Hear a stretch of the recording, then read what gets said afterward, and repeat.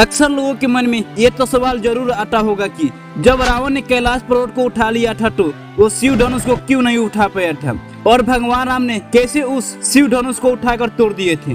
तो आज के इस वीडियो में मैं आपको बताऊंगा कि आखिर रावण ने शिव धनुष को क्यों नहीं उठा पाया था। तो चलिए वीडियो को स्टार्ट करते हैं। भगवान शिव का धनुष बहुत ही शक्तिशाली और चमत्कारी था। शिव ने जिस धनुष को बनाए थे उसकी अहंकार से ही बादल फट जाते थे और पर्वत हिलने लगते थे। ऐसा लगता था कि मानो भूकंप आ गया हो। यह धनुष बहुत ही शक्तिशाली था। इसी के एक तीर से त्रिशूरा के तीनों नगरियों को नष्ट कर दिया था। इस धनुष का नाम पिनाक था। देवी और देवताओं के काल की समाप्ति के बाद इस धनुष को देवराज इंद्र को सौंप दिया गया था। देवताओं ने राजा जनक के पूर्वज देवराज को दे दिया। राजा जनक के पूर्वजों में निमि के बड़े पुत्र देवराज थे। शिव धनुष उन्हीं की धरोहर स्वरूप राजा जनक के पास सुरक्षित रहता था। उनके इस विशालकाय धनुष को कोई भी उठाने का क्षमता नहीं रखता था।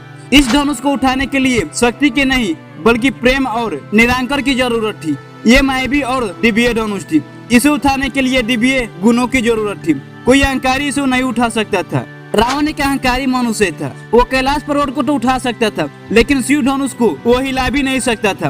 वो धनुष के पास एक अहंकारी और शक्तिशाली व्यक्ति और घमंड लेकर गया था। रावण जितनी उस धनुष में शक्ति लगाता वो धनुष उतना ही भारी होता जाता था। वहाँ सभी राजा अपनी शक्ति और अहंकार से हार चुके थे। जब प्रभु श्री राम की बारी आई तो वो समझते थे कि ये कोई साधारण धनुष नहीं बल्कि भगवान शिव का धनुष है।